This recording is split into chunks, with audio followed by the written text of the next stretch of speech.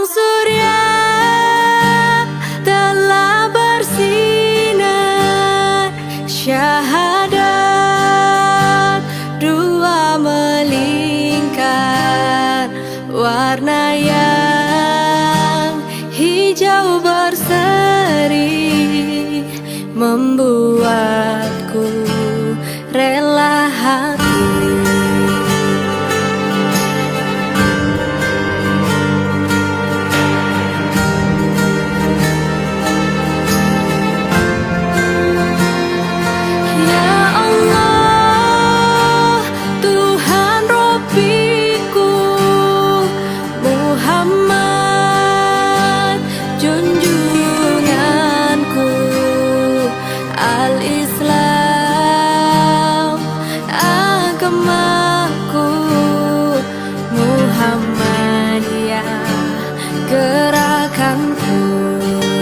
Bismillahirrahmanirrahim.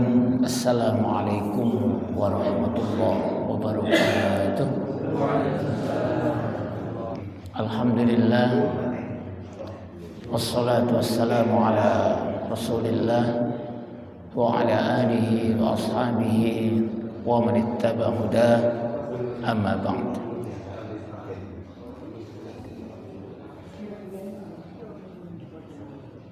Jadi memang falsafah ibadah sholat Jumat itu bisa kita jadikan patokan untuk kajian. Jadi azan itu suara speaker luar, qomat itu speaker dalam, sholat itu speaker dalam. Azan Jumat itu speaker luar, khutbah itu speaker dalam, sholat itu juga speaker dalam. Jadi sebenarnya sudah ada ketentuan meskipun tidak tertulis, tapi prakteknya Nabi mengisyaratkan demikian. Sehingga yang benar-benar thalabul ilmi ya tidak layak di rumah sambil mendengarkan speaker luar. Jadi benar-benar memang ada fisabilillahnya, itu ada butuh perjuangan dan perjalanan menuju ke masjid. Kajian kita malam ini terkait dengan bulan Muharram dan kita hubungkan dengan semangat hijrahnya Rasulullah, yang kata kuncinya bisa kita sampaikan di awal bahwa hijrah sebenarnya itu punya semangat pembebasan dan perubahan. Jadi hijrahnya Nabi itu punya semangat pembebasan, dan kebetulan arti kebebasan ini sama dengan Agustusan kita. Kemudian perubahan, dan itu adalah karakter ajaran Islam itu sendiri. Saya mulai dari ayat di surat An-Nisa ayat 100 insyaallah, terkait dengan hijrah. Wa may yuhajir fi sabilillahi yajid fil ardi muragaman katsiran wasa'ah wa man yakhruj min baitihi muhajir ila Allah wa rasulihi summa yudrikul mautu faqad waqa'a ajruhu 'ala Allah wa kana Allahu ghafurur rahim. Barang siapa yang berhijrah pada waktu itu ya, maka akan mendapat kelapangan hidup dan kemudahan-kemudahan dalam kehidupannya.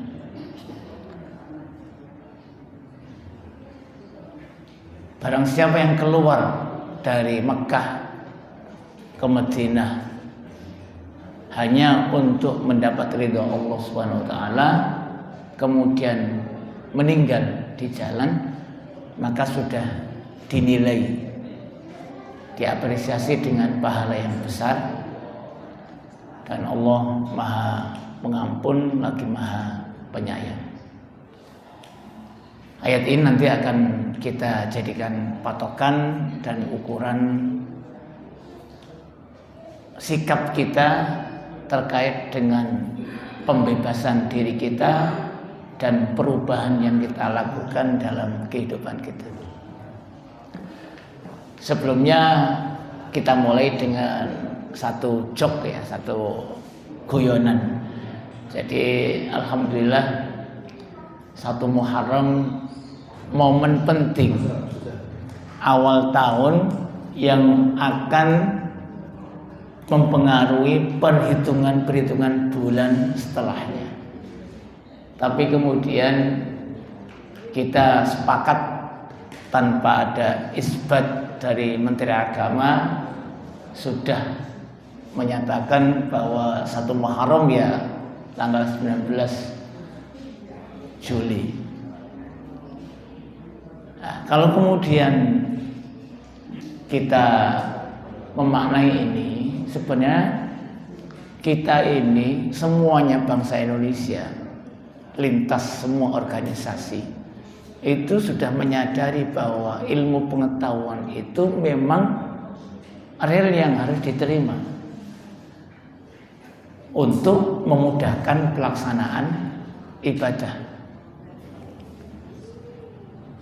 Bukan baru, tapi ilmu pengetahuan dan kemajuan teknologi memang dijadikan Allah sebagai sarana bagi kita untuk mempermudah pelaksanaan ibadah. Tapi kan kemudian kita kalau ada enaknya ya pakai, kalau tidak ada enaknya ya tidak. Sehingga kita bisa ada satu ayat yang kemudian semuanya seperti itu. Wa minan nasi may ya'budullaha ala harfin. Jadi orang itu ibadah itu seenaknya. Kalau suka ya dilakukan, kalau tidak suka ya tidak dilakukan, sesuai dengan kecenderungan hidupnya. Kalau menguntungkan ya dilakukan, kalau tidak ya. Sehingga banyak penyelewengan dalam ibadah, fanatisme dalam ibadah, meskipun sebenarnya kita menyadari bahwa itu sebenarnya sudah salah dalam kehidupan kita. Ini yang pertama yang kemudian ingin saya sampaikan. Jadi mudah-mudahan kita ini harus percaya diri bahwa Allah mengajarkan kita ilmu-ilmu itu dalam rangka mempermudah pelaksanaan ibadah. Ini yang pertama. Sehingga kita mengharapkan dengan semangat perubahan hijrah, maka harusnya kita sudah hijrah, sudah berubah mindset kita, bukan lagi fanatisme terhadap satu kelompok, tapi harus lebih terbuka menerima kemajuan-kemajuan teknologi dan ilmu pengetahuan. Ini pertama. Yang kedua, di dalam Al-Quran Allah telah menyebutkan kedudukan bulan Muharram melalui surat At-Taubah, inna iddatash syuhuri indallahi 12 syahran fi kitabillahi yauma khalaqas samawati wal ardh minha arba'atun hurum. Jadi 12 bulan, di antara 12 bulan itu ada 4 yang masuk dalam kategori bulan mulia. Bulan Rajab, Zulqa'dah, Zulhijjah dan Muharram. Sehingga sebenarnya Muharram itu salah satu bulan yang kemudian sangat dimuliakan, sangat dihargai oleh Allah, punya kedudukan yang luar biasa dalam ajaran Islam, bukan untuk ditakuti. Muharram bukan untuk ditakuti, tapi bulan yang harus kita songsong dengan penuh keyakinan yang positif. Nah, ayat ini sekaligus menyatakan bahwa tradisi yang kita yakini terutama di Indonesia itu banyak tradisi-tradisi lokal yang menyeleweng dari keyakinan ayat itu. Tidak mau melakukan hajatan di bulan Muharram. Biasanya orang Jawa itu ya kalau tidak selo ya suro ya. Padahal dua-duanya itu bulan yang dimuliakan. Tidak mau bangun rumah mulai kalau di bulan Syuro. Ayat Al-Quran bukan bantahan, tapi tradisi kita ini penyelewengan dari ketentuan Al-Quran. Jadi kalau itu tradisi jauh dibantah oleh ayat itu salah, karena duluan ayatnya daripada tradisi kita. Tapi kita ini melakukan penyelewengan dari ketentuan zalikat dinul qayyim.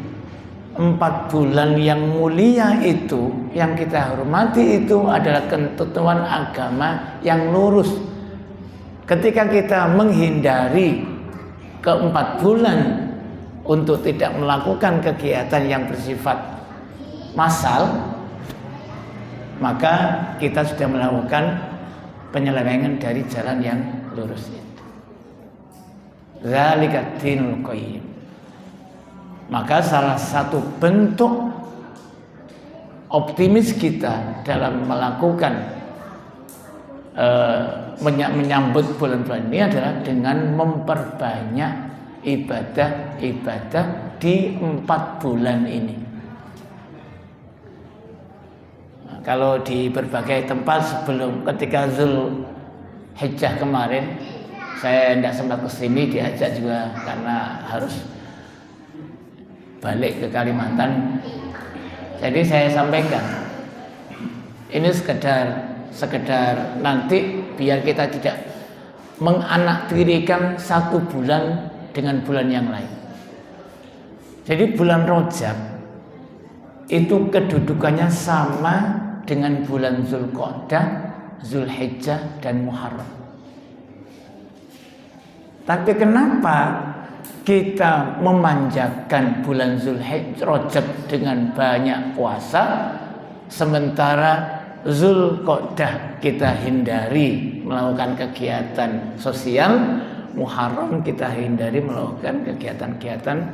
Padahal ketika kita mengatakan walimah, otomatis kita sudah sedekah kepada orang lain. Dan sedekah pada bulan-bulan ini akan dilipat gandakan pahalanya oleh Allah, sama dengan puasa di bulan Zulhijjah dan bulan-bulan yang lain. Maka ketika kita banyak puasa di Rajab, harusnya banyak puasa di Zulqa'dah, banyak puasa di Zulhijjah, banyak puasa di Muharram. Karena punya kedudukan yang sama. Tapi ketika tradisi itu sudah menjadi bagian daripada agama, maka itu yang kemudian susah untuk kita melakukan pencerahan pada masyarakat. Lebih takut tradisi daripada aturan-aturan agama. Ini yang kemudian perlu kita luruskan. Maka harus malah bulan Muharram, bulan Selo, bulan Syuro harus banyak melakukan kegiatan-kegiatan sehingga kita bisa memberikan kebaikan pada orang lain. Nah, saya tunggu-tunggu undangan kemantenan di bulan Muharram itu tidak ada. Iya, tapi bulan besar hampir tiap hari dapat undangan mau itu. Tapi Selo Muharram tidak pernah dapat undangan. Karena khawatir nyalai Nyirono Kidul. Iya. Ini pertama, jadi penyelewengan pertama. Kedua, sekarang hampir tidak marah lagi buat bubur merah. ada tradisi kita membuat bubur merah di bulan Suro itu dengan istilah grebek Suro itu ada. Kalau sekarang di Paciran sudah hampir tidak ada, tapi di Samarinda beberapa tempat masih ada di lokasi. Padahal ini sebenarnya ini keyakinan Syiah yang berupaya dimasukkan melalui budaya ke dalam agama. Jadi ketika 10 Muharram itu diyakini sebagai meninggalnya Husain karena dibantai oleh orang. Lah, bubur merah itu adalah simbol dari darahnya Husain. Nah, untuk masih hidup ini keyakinan, maka dimasukkanlah ke dalam tradisi dalam tepat dengan 10 Muharram selamatnya Nabi Musa dari kejaran Firaun, sehingga numpang dengan syariat Islam hiduplah tradisi keyakinan orang-orang Syiah itu. Tapi alhamdulillah sekarang sudah mulai luntur. Tradisi membuat bubur merah itu karena simbol kematiannya Husain yang diyakini oleh orang-orang Syiah pada waktu itu. Maka terkait dengan ini sebenarnya bukan hanya tanggal 10 Muharram saja atau 9-10 Muharram, tapi selama bulan Muharram kita juga dianjurkan untuk memperbanyak ibadah-ibadah yang lain. Bukan hanya puasa, tapi sedekah dan sholat juga, kemudian ibadah-ibadah sunat yang lain. Ini pertama yang kemudian ingin kita sampaikan. Maka mari kita berubah, jangan diikat dengan tradisi-tradisi yang menyeleweng dari nilai agama. Saatnya kita membebaskan diri dari semua ikatan-ikatan tradisi yang berbeda dengan nilai agama, kemudian melakukan perubahan ke arah yang lebih rasional dengan dalil-dalil yang kuat. Nah, itulah kemudian prinsip kita dalam beribadah. Bisa mengamalkan, tahu dalilnya. Maka kajian-kajian semacam ini memberikan penguatan bagi amal-amal ibadah kita, sehingga kita tidak hanya ikut pokoknya melu, tapi punya landasan dalam berpikir, meskipun tidak bisa mengambil kesimpulan. Nah, itu ya. Jadi minimal kita muttabi' dalam hal ini, amal, mengamalkan dan tahu dalilnya. Jadi landasan ibadah kita berlandasan pada dalil. Yang kedua yang ingin kita bahas terkait dengan terminologi hijrah, istilah hijrah dalam Islam itu. Ada beberapa penggunaan istilah hijrah. Ada yang konotasinya negatif, ada yang konotasinya positif, dianjurkan. Ada satu hadis, la yahillu li muslimin ayyahjuru akhahu fawqa thalathi layali. Tidak halal bagi seorang muslim untuk berhijrah dari saudaranya selama 3 hari 3 malam. Hijrah di sini adalah membiarkan temannya tidak berbicara, tidak menyapa selama lebih dari 3 hari. Maka ini hijrah dalam arti negatif. Ada masalah apapun, konflik dengan kepala sekolah, mungkin kalah dalam pemilihan takmir masjid, biasanya bos nyatru, orang nyopo, satu dua. Nah, ini yang kemudian tidak dibenarkan. Maka orang yang terbaik adalah ketika terjadi hijrah semacam ini, yang terbaik adalah yang memulai dengan sapaan. Jadi yang terbaik adalah yang mulai menyapa. Maka itu menjadi salah satu ciri orang muttaqin di surat Ali Imran, wal afina anin nas. Meskipun tidak diminta maaf, sudah memaafkan. Meskipun tidak disapa, tetap menyapa. Ini hijrah pertama yang kemudian dilarang dalam ajaran Islam. Hijrah yang kedua adalah hijrah dari Al-Quran.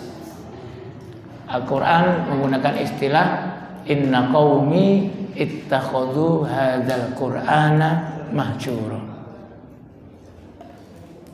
Inna qaumi ittakhadhu hadzal qur'ana mahjura. Nabi itu curhat pada Allah. Ya Allah, umatku, kaumku telah meninggalkan Al-Quran ini. Meninggalkan dulu artinya tidak mengamalkan, kemudian tidak mengimani, tidak mengamalkan dan tidak beriman bahwa itu adalah firman Allah. Dalam konteks sekarang ayatnya tetap berlaku bahwa umat Islam dimungkinkan meninggalkan Al-Quran dalam dua bentuk. Pertama, ada satu tafsiran dari ulama gini. Barang siapa yang tidak membaca Al-Quran 3 hari 3 malam, tidak menyentuh, tidak membaca, maka sudah dianggap dalam kategori meninggalkan Al-Quran. Inna qaumi ittakhadhu hadzal qur'ana mahjura. Barang siapa yang tidak membaca Al-Quran lebih dari 3 hari, maka sudah masuk dalam kategori ayat ini dan dianggap sama dengan orang yang meninggalkan Al-Quran. Meskipun yo sholat, meskipun yo melu ngaji, tapi tidak baca Quran sendiri lebih dari 3 hari. Ini yang pertama. Ini penafsiran ekstrim yang pertama. Penafsiran ekstrim yang kedua,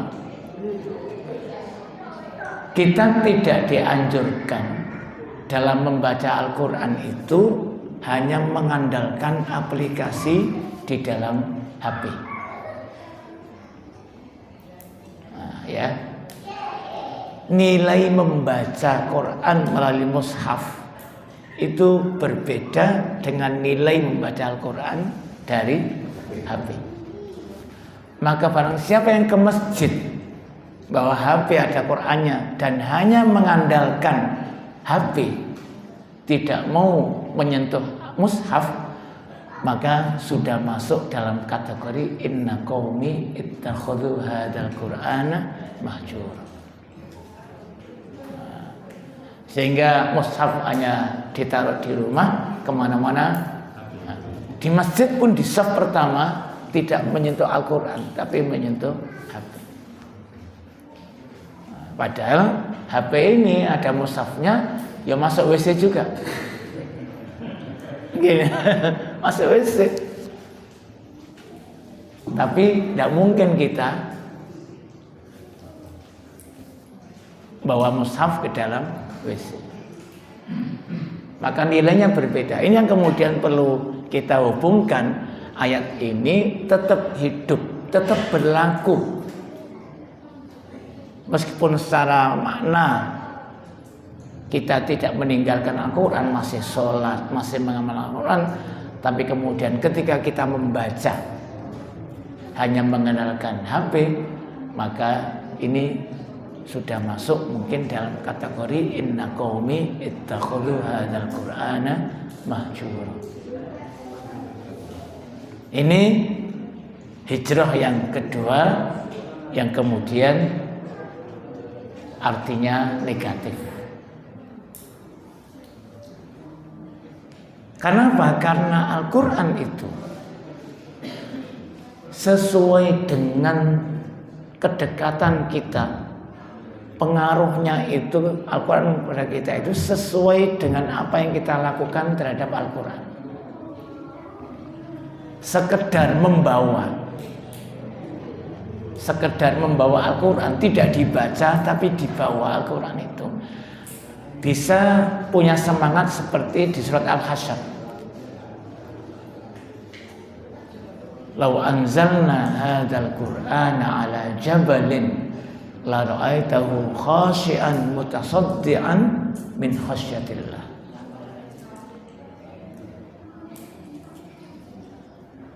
Seberapa intens kita bermuamalah dengan Al-Quran, maka begitulah Al-Quran akan memberikan pengaruh kepada kita. Sekedar membawa,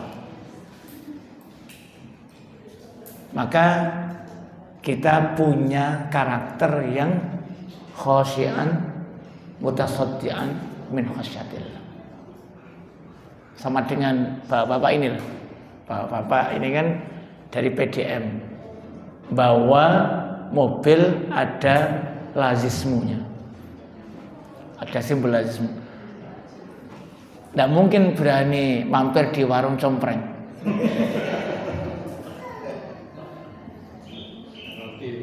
Tidak mungkin parkir meskipun tidak masuk karaoke, parkir di depan karaoke tidak berani,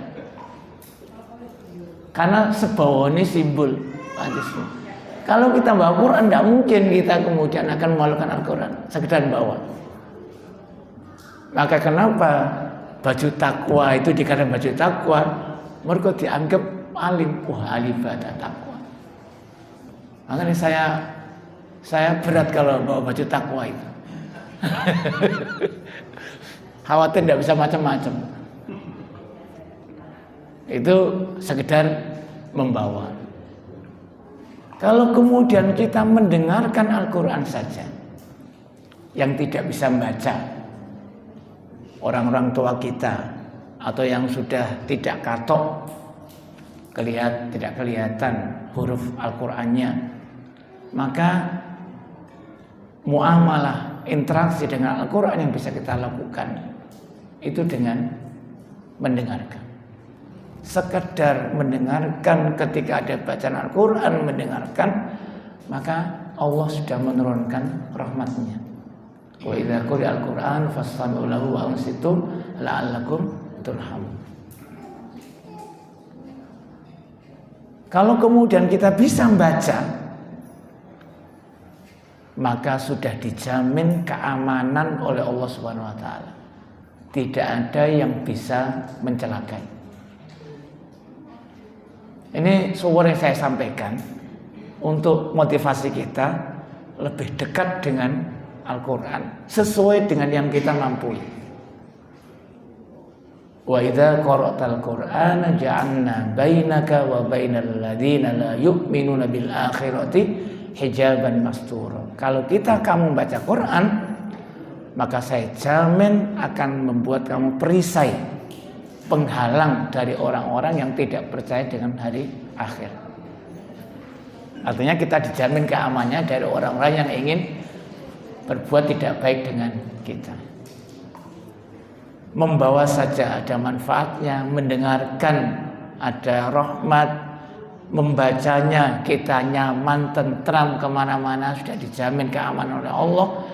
Kalau kemudian kita tingkat sedikit kepada menghafal misalkan, maka itu bisa diambil dari ayat Al-Quran, walaqad yassarnal Qur'ana lidzikri fahal min muddakir. Jadi baca hafal Quran itu mudah, ada yang mau enggak?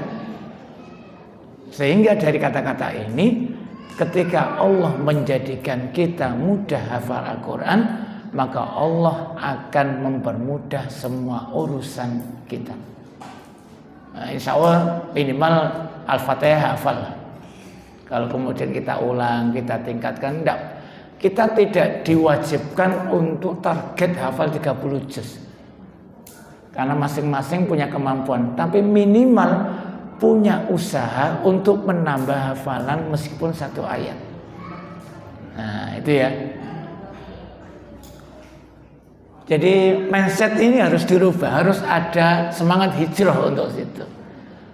Usia bukan halangan untuk menghafal. Karena ketika Islam turun, Quran sempurna turun 30 juz, Nabi itu umurnya 63. Utsman umurnya lebih tua daripada Nabi. Sahabat-sahabat banyak yang lebih tua daripada Nabi. Dan usia bukan penghalang bagi mereka untuk tetap berusaha menghafal Al-Quran. Nah, tapi kalau ada orang tua serawai ngapalno, itu wong sing pesimis. Harus dibangun minimal, ya tambah seayat, setengah ayat, itu ada upaya itu. Kalau kita punya upaya semacam itu, maka insya Allah akan mempermudah. Sebagaimana Allah memudahkan kita untuk menghafal Al-Quran, maka Allah memudahkan hidup kita. Nah, itu yang tingkatan berikutnya. Kalau kemudian kita tadabbur Al-Quran, jadi afala yatadabbarun Al-Quran, itu nanti ada 2 ayat di situ. Maka yang akan diberikan Allah kepada kita itu adalah mudah untuk menerima kebenaran dari orang lain. Jadi ini ana wong ngotot ora gelem ngalah meskipun salah, itu harus disuruh baca Quran sama terjemahnya. Itu resep Al-Quran. Nek ana takmir masjid ngotot pendapatnya ra gelem nrimo jamaah, usul jamaah iku takmire ra tau maca terjemahan Al-Quran.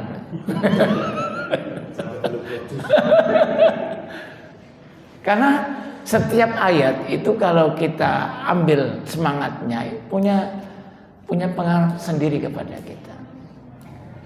Nah, kalau kemudian kita sudah belajar, kemudian mengajarkan, maka kita sudah masuk pada tingkatan yang terbaik. Khairukum man ta'allamal Qur'ana wa 'allamahu. Ya belajar, ya ngajar. Maka tugas bapak ibu-ibu yang hadir di sini, yang keluarganya tidak bisa ikut ngaji, kewajibannya menyampaikan apa yang didapat, meskipun satu yang diingat cuma satu, ngaji. Nah, itu yang. Tapi yang sudah menyampaikan. Maka Nabi itu ketika di Haji Wada, ketika di Haji Wada, haji terakhir 2 bulan atau 3 bulan setelah itu meninggal ya. Dzulqa'dah, Dzulhijjah, Muharram, Safar, Rabiul Awal, 2 bulan setengah setelah itu meninggal. Maka pesan Nabi itu falyuballighis syahid al-ghaib. Maka yang hadir di sini harus menyampaikan yang saya sampaikan kepada yang tidak hadir di sini. Itu kewajiban kita.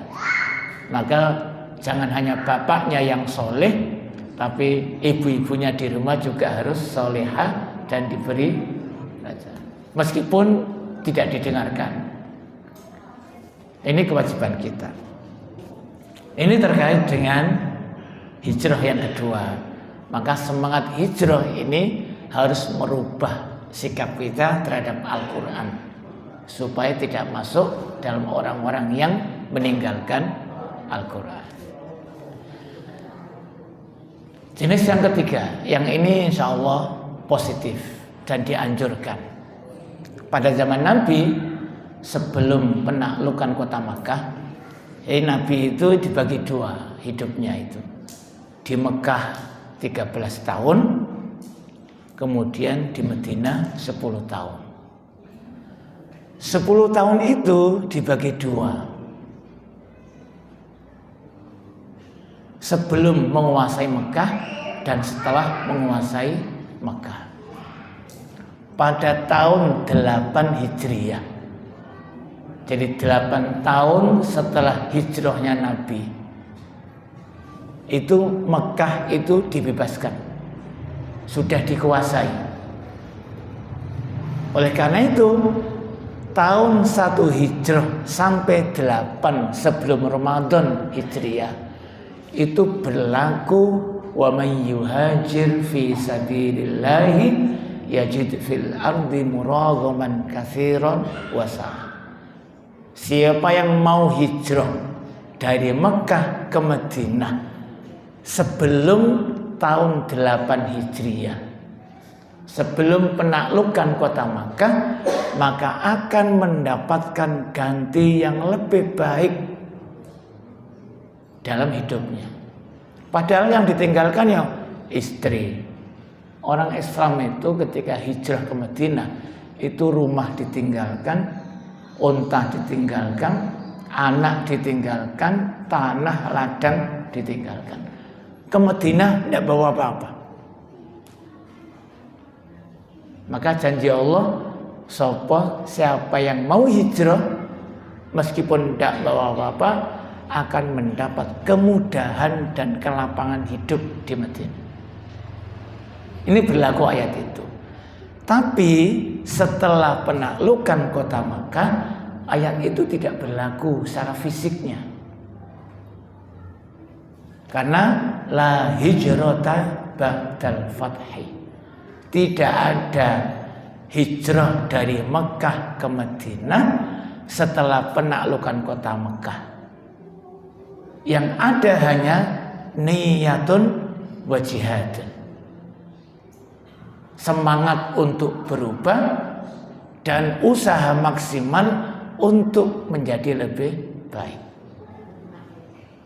Maka tidak ada sekarang hijrah dari Mekah ke Madinah, tapi semangat hijrah, pembebasan dan perubahan harus tetap kita hidupkan. Ini ayatnya itu ya. Maka tinggal niyatun wajiyatun yang nanti akan kita bahas pada pertemuan hari ini. Tapi yang kemudian ingin kita pelajari, jadi hijrah itu butuh, kalau ingin merubah ke arah yang lebih baik, itu butuh tekad yang kuat. Dan belum tentu berhasil. Niatnya semangat, tapi godaannya juga besar. Orang yang mau berubah ke arah yang lebih baik, itu insya Allah cobaannya malah besar. Bagaimana kita mensikapi ini? Nabi itu sebelum hijrah ke Madinah, itu berkali-kali berusaha hijrah. Sukses ke Madinah, tapi sebelumnya gagal berkali-kali. Ke Habasyah 2 kali. Jadi Nabi itu memfasilitasi sahabatnya untuk pindah dari Mekah ke Ethiopia. Habasyah itu Ethiopia, dan itu Nasrani. Rajanya namanya Najasyi. Yang diselatkan waib Nabi ketika meninggal. Hijrah pertama gagal karena orang-orang Quraisy provokasi ke raja, dipulangkan akhirnya. Hijrah kedua juga dipulangkan. Artinya ketika kita mau berupaya untuk lebih baik, itu tidak mesti berhasil pada percobaan pertama. Setelah Habasyah mau hijrah ke Taif, malah gagal total. Dilempari, diusir. Maka butuh tekad. Butuh tekad. Butuh niat yang kuat. Maka Nabi ketika semangat hijrahnya tetap ingin pindah dari Mekah itu tetap ada, maka ada jalan. Ada jalan. Nah, kalau ini kita bawa kepada dunia pendidikan, maka dalam proses pembelajaran jangan pernah menilai anak kita itu gagal dan tidak bisa. Dalam proses pembelajaran. Dalam proses pembelajaran itu tidak ada anak yang nakal, tidak anak yang tidak bisa. Karena prosesnya panjang. Bahkan anak yang diusir dari pesantren itu adalah proses pendidikannya seperti itu. Saya pernah ngusir 7, padahal sudah ujian nasional. Saya kepala sekolah dulu, ujian nasional. Tinggal besok pengumuman lulus. Ternyata melakukan hal yang tidak baik. Kita pulangkan 7, kelas 3 aliyah. Dan itulah proses pendidikan untuk menjadikan anak itu menjadi baik. Ternyata meskipun tak usir, konsultasi agamanya kepada saya. Nah, jadi sadarnya itu melalui proses diusir. Jadi keberhasilan anak itu kadang-kadang butuh diusir. Tapi kita tidak boleh berhenti sampai. Jadi proses dakwah itu tidak boleh berhenti. Tetap harus Nabi juga demikian. Meskipun hijrah sudah nyaman, tapi tetap Nabi ada syariat perjuangan, jihad, untuk mempertahankan keberlangsungan dakwah Islam ke depan. Ini pertama. Ketika hijrahnya itu tidak sungguh-sungguh, hanya tren. Seperti sekarang di Indonesia ada hijrah fest gitu ya. Saya kira itu tren. Maka ketika hijrahnya hanya tren, maka ada sedikit masalah ya lepas hijab, copot kerudung, kembali ke yang lain, kembali pada asalnya. Karena apa? Karena tekadnya tidak berani menghadapi risiko yang dihadapi oleh dalam hijrah itu. Jadi sahabat-sahabat ketika hijrah itu risikonya ninggal apa-apa, bahkan risiko pembunuhan. Ketika Nabi hijrah, sayembaranya barang siapa yang bisa membunuh Nabi, maka dapat onta sekian. Ekonomi terutama. Maka ketika kita hijrah, teman-teman kita hijrah, maka otomatis kendalanya ekonomi, kemudian sosial. Kalau niatnya tidak kuat, maka akan berubah di tengah jalan ketika menghadapi sulitnya ekonomi. Ini pertama. Jadi hijrah butuh perjuangan, butuh tekad. Nawaitunya itu harus lillahi ta'ala, fillahi ta'ala, dan billahi ta'ala. Saya tidak begitu suka dengan istilah lelahmu karena lillah ini. Tapi lebih kepada bahasa Arab, ya lillah, ya fillah, ya billah. Karena Allah, di jalan Allah, dan dengan Allah. Nanti ada tambahan lagi ma'allah. Begitu selanjutnya saya ungkapan bahasa Arab.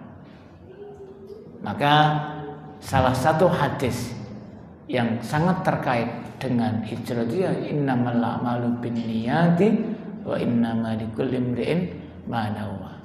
Segala sesuatu itu butuh ditekati dengan niat yang kuat. Begitu niat itu kita tancapkan, itulah yang kita dapatkan. Faman kanat hijratuhu. Jadi ada kasusnya laki-laki hijrah ke Madinah karena calon istrinya hijrah ke Madinah. Barang siapa yang hijrah ke Madinah karena Allah, maka dapat Allah dan Rasulnya. Faman kanat hijratuhu lidunya yusibuha. Hijrahnya karena dunia yang ingin dapat, atau imra'atin yang kihuha, atau perempuan yang ingin dinikahi, fajratu ila ma hajara ilaihi. Maka dia hanya dapat perempuannya, dapat dunianya, tidak dapat lillahnya, billahnya, dan fillahnya. Maka butuh tekad. Ini pertama, ketika kita mau berubah, maka butuh tekad. Yang kedua, ketika hijrah, sampai di Kuba. Nabi itu di mana tempat Nabi singgah, maka di situ Nabi membangun tempat ibadah. Jadi sebelum bangun Masjid Nabawi, masjid pertama yang dibangun Nabi itu Masjid Kuba. Singgah di Kuba, bangun masjid. Nanti perjalanan ke Madinah, bertemu dengan sholat Jumat, langsung mendirikan Masjid Jumat. Sampai di Madinah, sebelum punya rumah, masih numpang di orang Ansor, Nabi sudah bangun masjid. Artinya apa? Ketika kita ingin berubah, ingin move on, bahasa Jawa ya, bahasa kerennya sekarang, melakukan perubahan pikiran, sikap, kepribadian, mental dan sebagainya, maka satu instrumen yang paling membantu adalah ibadah. Ibadahnya juga harus kuat, hubungan dengan Allah. Maka meskipun sahabat-sahabat itu tidak punya uang, namanya lil fuqara'il muhajirin, itu ya ayatnya itu. Maka orang Ansor itu ketika kaya, kewajiban pertamanya adalah apa? Memberikan sedekah kepada orang-orang fuqara muhajirin. Karena kebanyakan orang muhajirin fuqara, karena ke Madinah tidak bawa apa-apa. Tapi kekuatan mereka ada pada masjid. Maka kita kenal dengan Ashabus Suffah, orang-orang yang tinggal di emperan masjid belakang rumahnya Nabi Muhammad. Orang-orang yang kemudian menjadi penyampai risalah Nabi Muhammad kepada kita, karena mereka meriwayatkan hadis, menceritakan salatnya Nabi, menceritakan apa yang dilihat dari Nabi. Maka ketika orang-orang itu mau berubah, harusnya konsisten dengan ibadah dan betah di tempat-tempat ibadah. Oleh karena itu konsep masjid itu harus masabatan linnasi wa amna. Harus membuat orang itu nyaman tinggal di masjid dan merasa aman berada di masjid. Yang konsep ini diadopsi oleh kafe-kafe dan warung kopi. Umat Islam tidak betah di masjid, sholat langsung selesai. Tapi kalau di warkop itu berjam-jam betah. Nah, jadi mereka niru. Jadi ayat Al-Qur'annya kan waman dakhalahu kana amina. Ini meskipun untuk Masjidil Haram, tapi berlaku untuk semua masjid. Barang siapa yang masuk masjid harus merasa aman. Kemudian masabatan li nasi wa amna, harus menenteramkan, meneguhkan, membuat orang nyaman di masjid. Insya Allah ini nyaman, ini ada AC-nya. Tinggal bagaimana kita berinteraksi dengan jamaah. Karena ada di satu masjid itu yang kemudian setelah sholat langsung ditutup, dikunci, jamaah diobrai. Dan demikian masjid tidak menjadi nyaman. Ketika masjid tidak nyaman, milih warung kopi, gayeng, ngomongnya transaksi miliaran di warung kopi, dan begitu selanjutnya. Ketika masjid itu menjadi tempat yang nyaman, maka itulah yang kemudian yang harus kita pelajari. Harus banyak berkumpul dengan orang-orang yang satu frekuensi dengan kita. Maka banyak syariat Islam yang mengajarkan kita untuk banyak kumpul, sholat 5 waktu. itu kumpul, Jumatan itu kumpul, nanti hari raya juga kumpul. Karena teman kita ini sangat berpengaruh terhadap perubahan sikap kita, maka program ketiga Nabi setelah mendirikan masjid, program ketiga itu adalah mempersaudarakan antara orang Muhajirin dan orang Ansor. Program mu'akhah. Untuk apa? Untuk menopang kehidupan dan keberlangsungannya orang Muhajirin yang secara ekonomi tidak mapan. Nah, kita yang mau berubah, kalau ada orang yang mau berubah, harus didampingi. Harus ada teman yang satu frekuensi dengan kita.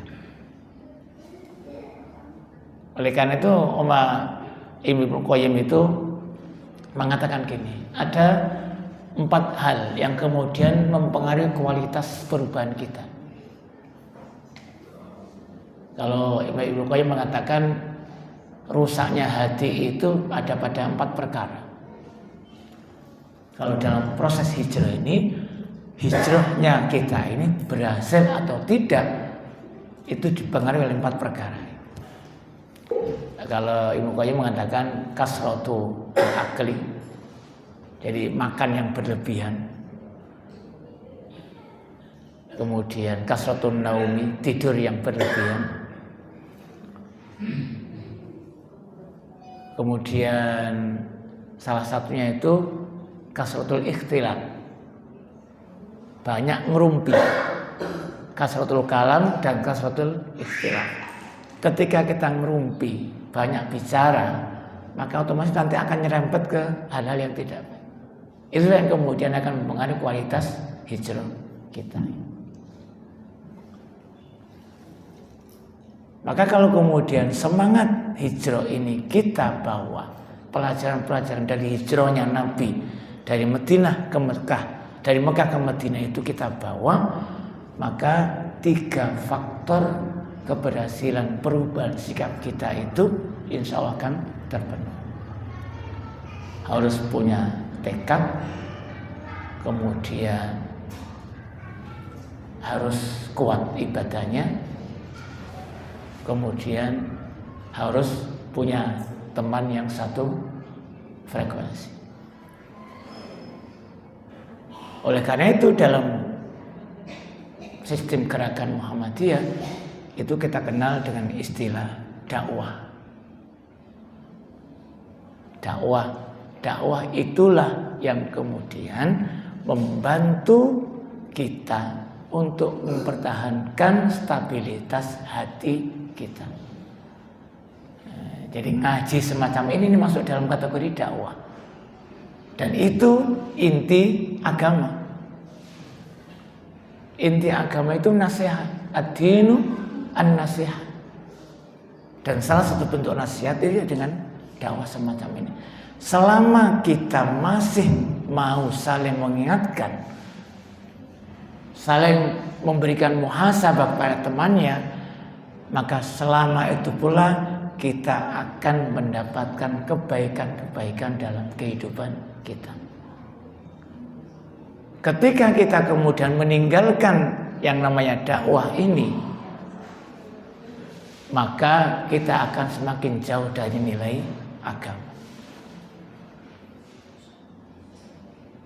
Salah satu sebab kenapa orang-orang Israel itu dilaknat oleh Allah adalah karena kanu lu'inal ladzina kafaru min bani Israila ala lisani Dawud wa Isa bin Maryam. Jadi orang Israel itu dilaknat. Kalau sudah laknat itu berarti jauh dari rahmat Allah. Laknat itu berarti jauh dari rahmat Allah.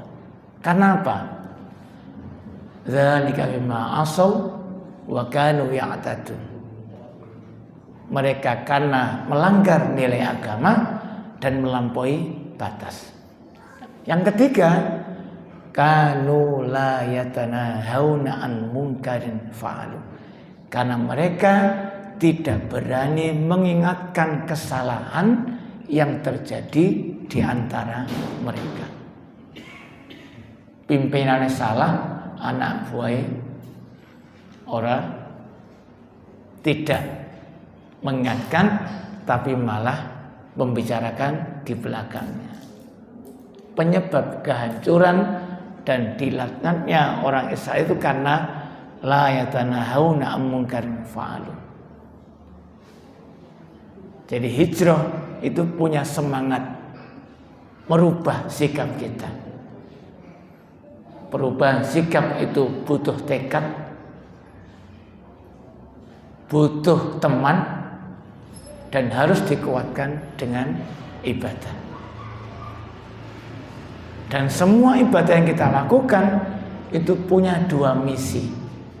Misi pribadi kita dan misi sosial kita. Semua ibadah yang kita lakukan itu punya dua misi. Misi memperbaiki diri kita dan misi memperbaiki sosial. Misalkan sholat. Sholat itu ayat yang paling sering kita baca di surah An-Nisa itu adalah innas sholata tanha anil fakhsya'i wal munkar. Fakhsya itu terkait dengan kemaksiatan yang bisa merusak nama baik diri kita sendiri. Mungkar itu kemaksiatan yang pengaruhnya berimbas pada orang lain. Maka perintah Nabi, man ra'a minkum mungkaran falyughayyirhu biyadihi. Ketika ada kemungkaran yang imbasnya berakibat pada orang banyak, maka kita harus merubah. Tapi tidak ada perintah man ra'a minkum fahisyatan. Karena dalam terminologi agama fahisya itu imbasnya pada diri kita. Maka sholat itu juga memperbaiki kita supaya tidak melakukan kemaksiatan yang merusak nama baik diri kita, juga tidak mencegah kita supaya tidak melakukan hal-hal yang negatif yang berimbas pada orang banyak. Zakat juga demikian. Tutahhiruhum wa tuzakkihim biha. Membersihkan hati kita dari iri dengki, kemudian mengurangi kesenjangan sehingga menimbulkan penyakit sosial. Haji juga demikian, puasa juga demikian. Punya suah. Jadi ibadah yang kemudian menguatkan karakter kita untuk berubah ke arah yang lebih baik. Dan sejatinya yang kita dengar setiap Jumat, ittaqullaha haqqa tuqatih, itu adalah perintah kita untuk selalu meningkatkan kualitas. Nah, peningkatan kualitas itu sendiri sejatinya adalah perubahan yang kita rancang ke arah yang lebih baik, dan itu ada semangat hijrahnya Nabi. Dan itu adalah inti ajaran Islam. Islam itu adalah ajaran transformatif yang selalu mengajak kita untuk berubah ke arah yang lebih baik. Allahu waliyul ladzina amanu yukhrijuhum minadh-dhulumati ilan nur. Maka jangan segan-segan untuk berubah, meninggalkan budaya-budaya yang tidak baik ke arah yang lebih mendekat dengan nilai-nilai ajaran Islam. Wajahidu fillahi haqqa jihadi. Mudah-mudahan sedikit kajian, sedikit ya banyak ya, 1 jam tentang Muharram dan semangat hijrah, yang semangat perubahan yang dibawa oleh Nabi melalui hijrahnya dari Mekah ke Madinah, juga akan kita jaga semangatnya untuk merubah kebaikan agama dan praktek ibadah kita di rumah kita dan di lingkungan kita. sebagai penutup dari kajian saya ini, tingkatan agama yang ketiga itu juga punya semangat perubahan. Jadi ketika kita membahas hadis Jibril, mal Islam, wa mal imanu, wa mal ihsan, itu sebenarnya ini tingkatan kita dalam beragama. Tingkatannya Islam, praktek kita, ini kebanyakan kita. Hatinya itu belum, apalagi sampai ihsan. Jadi ihsan itulah semangat kita, mengajar kita untuk punya semangat berubah ke arah yang lebih baik. Anta'budallaha ka'annaka tarahu. Ini menuntut kita untuk melakukan yang terbaik yang kita miliki. Kalau tidak mampu, maka minimal kita berusaha untuk memperbaiki setiap hari. Fa in lam takun tarahu fa innahu yaraka. Jadi kalau semangat pertama kita maksimal dalam ibadah, kalau tidak bisa minimal kita berusaha untuk meningkat setiap hari. Dan itulah semangat transformatif yang dibawa oleh Islam melalui risalah Rasulullah SAW. Mudah-mudahan ada manfaatnya dan kita tetap akan berusaha menjadi yang lebih baik dari apa yang sudah kita ketahui pada sebelumnya. Semakin tahu harus semakin baik, bukan semakin yang menjadi tidak baik. Terima kasih. Subhanakallahumma rabbana wa bihamdika asyhadu an la ilaha illa anta astaghfiruka wa atubu ilaik. Nasrullah wa fathul qarib wa sallallahu Muhammadin wa ala alihi wa sahbihi wasallam wa akhiru da'wana anil hamdulillahirabbil alamin. Wassalamualaikum warahmatullahi wabarakatuh.